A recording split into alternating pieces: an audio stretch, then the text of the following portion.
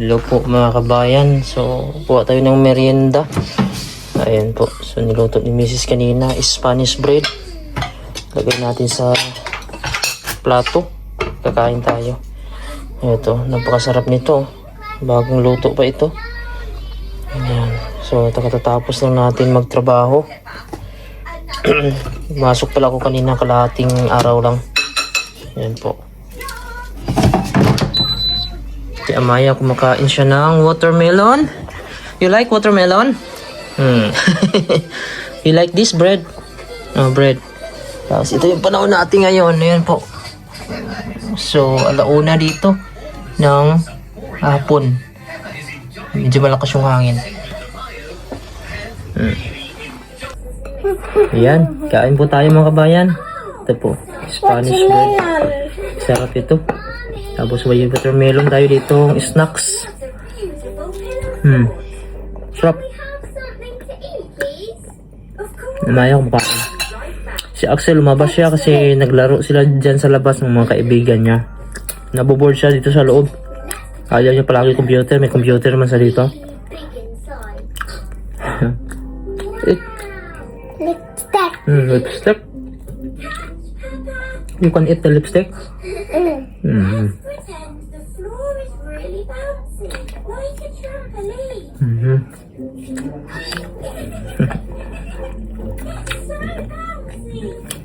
So, mayroon akong mga tuyo dito. Bali, 4 na plastic ito. So, ilagay ko ito sa mga lagayan kasi pamigay natin sa mga kababayan natin Pilipino dito, yung mga kaibigan ko, para makainan nila ito. Kasi pag na-stock din kasi matagal to, hindi din maganda mga kabayan, lalo na pag hindi masyadong dry. Pero ito dry naman to sa akin. So, hati-hatiin ko na lang ito. Bigyan ko na lang yung mga kakilala natin. Kahit makatikim lang sila na isang ulaman, okay na ito. Ayan. So, napakarami itong dala ko.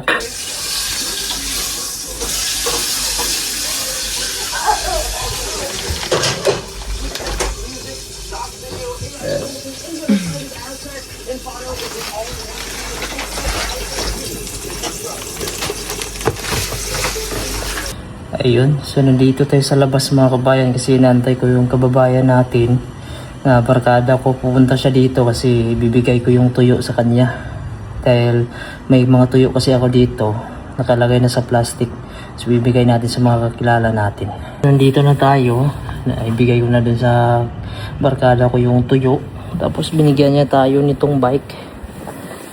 Ayan, para do sa anak ko kasi ito nakita niya lang sa basurahan. So ang sira daw nito, ito lang oh, na ganun lang siya kasi kulang lang sa pahigpit, so tinapon na daw sa basurahan. So bago pa siya, frozen, pagbabae. So ibigay ko to kay Maya para kailangan pa ito ng balancer. So maghanap tayo ng balancer dito kasi hindi pa marunong magbalance si Amaya. Pero ito ay parang kasya na ito sa kanya. So dali natin sa kwarto, pakita natin kay Maya.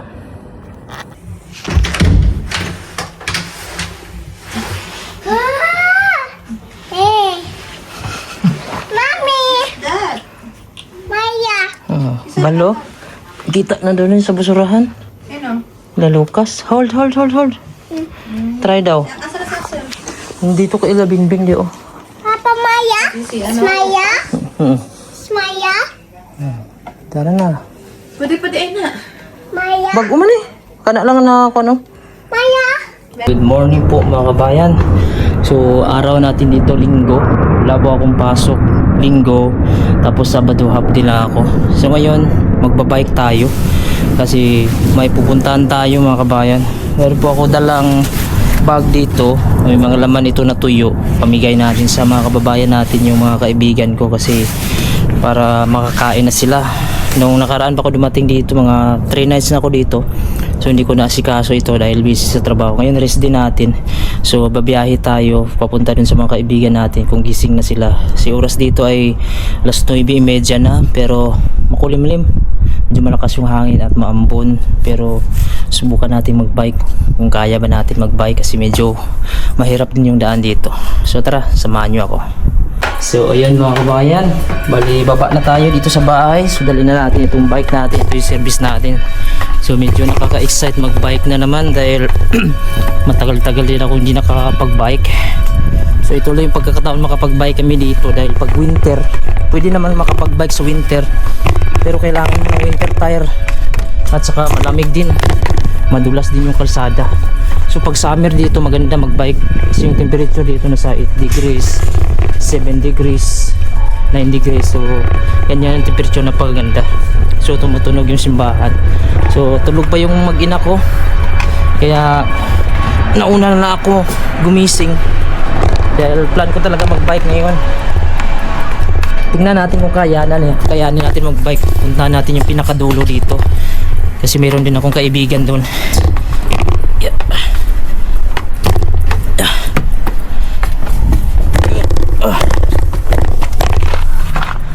Ayan. So dito tayo mag-uumpisa. Ngayon mga kabayan, sisimulan na natin dito. So suotin na natin itong ating helmet para safe tayo. Ayan.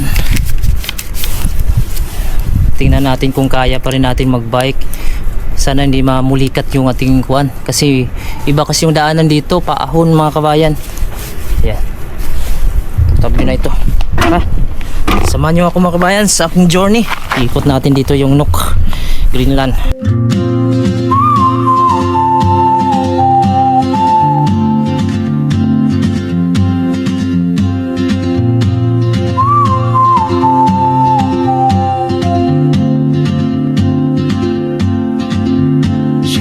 Like a map with no borders, a whisper caught in the wind. I see her boots at the corner cafe with a notebook and a grin. She's chasing skies I've never named while I stay in my lane. But something in the way she moves. Ayun mga kabayan, bali na ibigay ko na yung isang tuyo sa kababayan natin, ang pasalubong. So dito ako ngayon sa malapit sa church. Sa likod natin, yan po yung major branch ng Protestant, Lutheranism. Ang gagawin ko, akyat muna tayo sa itaas para makita nyo yung view dito. Dahil nandito na tayo, dito tayo mag-umpisa mamaya papunta ng dun sa may puntahan pa natin ang kababayan sa dulo. So tara, samahan nyo ako. Papakita ko sa inyo kung ano ang view dito sa baba. Napakaganda dito mga kababayan. So ito na ang unang pagbabalik ko na naman dito simula nung dumating ako dito sa Greenland, sa Nook. So ito ay isang tourist destination to dito, tourist spot. Kapag napunta yung mga cruise ship dito, dito talaga sila pumupunta. Kasi makikita mo yung ganda dito sa baba. Pag nasa itaas na tayo, kakawala ng stress, kakawala ng problema. Ayan. So medyo malakas-lakas ng hangin. Ayan. Oh, traveler, you carry the sun in your stride, leaving behind what I hold inside. If I don't ask your name today, I may never get the chance to walk beside your wandering dance.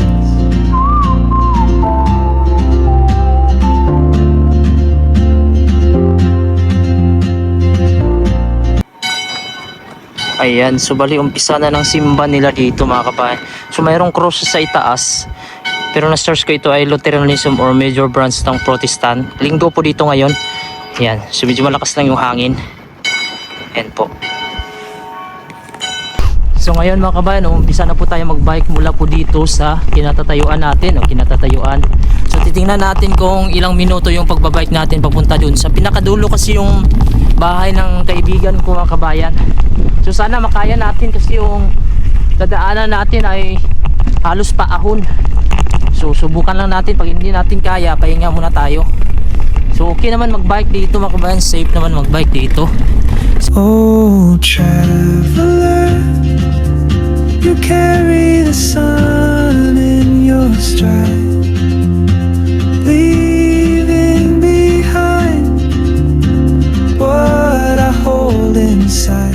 If I don't ask your name today, I may never get the chance to walk beside your wandering dance.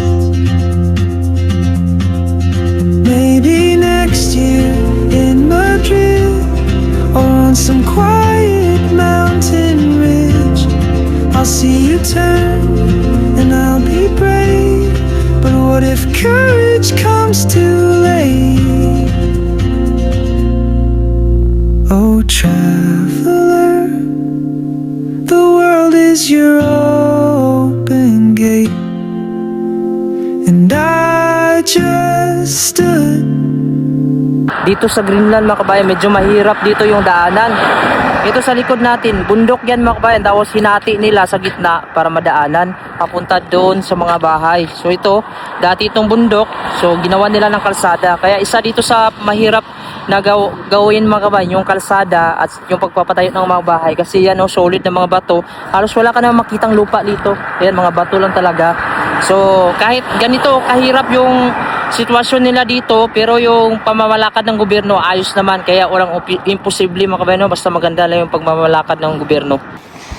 Gaya nun mga kabayan, sa kabilang bundok, ayan, so napakahirap siya puntahan, wala po siyang kalsada na shortcut dito, kasi yun sa dulo na ganyan din siya, mabato. Kaya yung mga tao dito talaga sila mag-uumpisa. Ayan kasi sa likod yan yung city, tapos yan binakbak nila ito para magawa ng kalsada. Punta yan doon sa dulo, paikot pa siya. Ayan. So tingnan nyo naman yung bahay na yan, ginawa nila ng hagdan para lang makaakyat. Ngayon, diretso na naman tayo mga kabayan. Papunta lang tayo doon sa kung hanggang kailan yung kaya natin. She moves like a map with no borders, a whisper caught in the wind. I see her boots at the corner cafe, with a notebook and a grin. She's chasing skies I've never named, while I stay in my lane. But something in the way she moves keeps pulling at my chain. Oh, traveler, you carry the sun in your stride, leaving behind what I hold inside. If I don't ask your name today, I may never get the chance to walk beside your one. Dito tayo sa pier nila mga kabayan, or port tawag dyan. Marami silang mga fishing boat dito kasi alam nyo naman yung Greenland, ang pangunahing kabuhayan nila talaga dito ay fishing. So yung ginagawa nila, lalo na ganito summer, ay pumapalaot sila dun sa malayo kasi dun yung maraming isda, yung mga cod, trout ba yung tawag yan, salmon, lalo na yung ini-export nila sa Europe. Halos lahat sila kasi nag-i-export ng mga codfish, halibut na isda, tapos redfish. So tourism din kasi may mga tourist din na napunta dito, yung mga cruise ship, sumasakay sila dyan, umiikot sila. Ayan. So dito sa Greenland, mas marami pa yung mga ganitong fishing boat kaysa mga sasakyang panlupa, dahil ito yung number 1 kabuhayan nila. So hanggang dito lang muna yung kaya ko mga kabayan. Ako'y babalik na dun sa bahay kasi medyo naambon, baka uulan.